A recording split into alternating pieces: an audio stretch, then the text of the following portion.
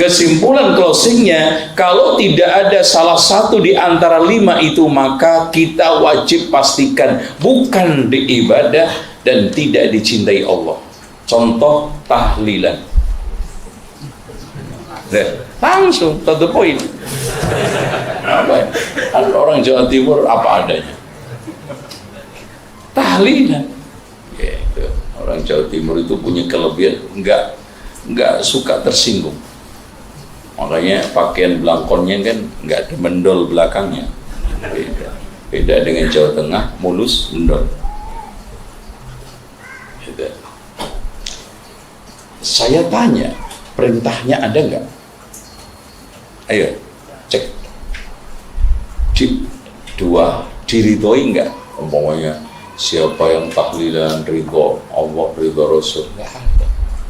Dipuji nggak? Siapa yang tahlilan sekian kali dapat ini, nggak ada. Surga, ayo, mana? Nggak ada. Baca manaqib, maulid Nabi, ayo. Bagaimana caranya untuk mengetahui bahwa perkara-perkara itu ibadah, gitu ya, sehingga nanti kita bisa membedakan mana itu ibadah, mana itu adat kebiasaan. Intinya kaidah yang keempat ini ingin kita sampai kepada hakikat ibadah. Ibadah ialah, hakikat ibadah segala sesuatu yang dicintai oleh Allah, itu ibadah. Buka itu, Pak. Masuk, oke. Jadi saya ulangi lagi, segala sesuatu yang dicintai oleh Allah itu ibadah. Jadi kalau kita ingin memahami ibadah, hakikat ibadah secara simpel, ibadah itu hakikatnya seluruh apa saja yang dicintai Allah itu ibadah. Nah, sekarang bagaimana kita bisa menengarai, menandai perkara dan perbuatan tersebut, ya? Perkara itu kaitannya dengan ucapan perbuatan, ya. Ya. Perkara tersebut dicintai oleh Allah. Bagaimana kita menandainya? Tandanya ada 5. Jadi perkara tersebut itu dicintai oleh Allah atau tidak, kita ciriin, kita tandai 5. Itu. Yang pertama, perkara tersebut diperintah oleh Allah. Makanya dari sekalian, setiap apa saja kalau nggak diperintah Allah, kita nggak bisa mengklaim itu dicintai Allah. Karena itu diperintah Allah, pasti dicintai. Yang kedua, kalau tidak ada perintah, maka kita tandai dengan yang kedua, diungkapkan oleh Allah dan Rasulnya dengan ungkapan ridha. Makanya dari sini kita bisa pastikan segala sesuatu yang diperintahkan oleh Allah dan Rasulnya pasti dicintai oleh Allah dan pasti ibadah. Yang kedua, segala sesuatu yang diridhoi oleh Allah dan Rasulnya pasti ibadah,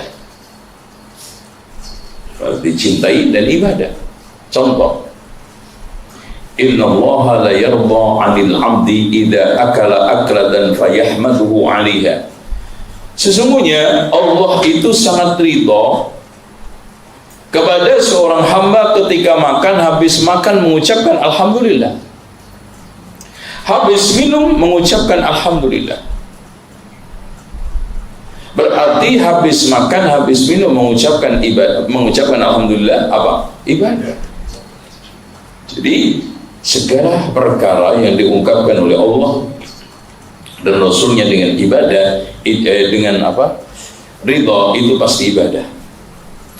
Yang ketiga, kalau tidak ditandai dengan perintah, atau yang kedua tidak ditandai dengan ungkapan ridha, yang ketiga dipuji oleh Allah dan Rasulnya. Artinya segala sesuatu yang dipuji oleh Allah dan Rasulnya pasti dicintai dan akhirnya ibadah.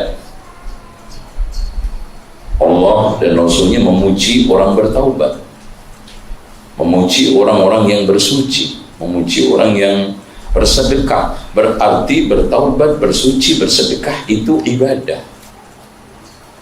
Ya. Yang keberapa? Yang keempat, dijanjikan oleh Allah pahala. Jadi setiap perkara mana saja yang dijanjikan oleh Allah dan Rasulnya dengan pahala, maka perkara itu pasti dicintainya dan akhirnya ibadah. Dan itu banyak contoh. Man qala subhanallah wa bihamdihi ghurisat lahu nakhlatun fil jannah. Barang siapa yang membaca subhanallah wa bihamdihi sekali, maka ditanamkan satu pohon kurma di surga. Berarti ibadah. Man qara harfan min kitabillah falau bi hasanatun fal hasanatu bi asyri amsalha. Barang siapa yang baca satu huruf dari kitabullah, maka dia sama aja. Barang siapa yang membaca satu huruf dari kitabullah, maka dia akan mendapatkan satu kebaikan dilipatkan 10 kali. Saya tidak mengatakan alif lam mim satu huruf, tapi alif satu huruf, lam satu huruf, mim satu huruf. Berarti baca Al-Quran per huruf itu ibadah. Kenapa? Karena diungkapkan oleh Allah dan Rasulnya dengan pahala, dijanjikan pahala.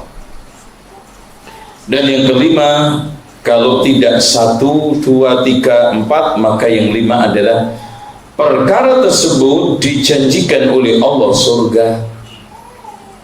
Jadi artinya kesimpulannya begini, segala sesuatu bila itu diperintah oleh Allah dan Rasulnya, atau diridhoi oleh Allah dan Rasulnya, atau dipuji oleh Allah dan Rasulnya, atau dijanjikan oleh Allah dan Rasulnya pahala, atau dijanjikan oleh Allah dan Rasulnya surga, berarti apa? Ibadah.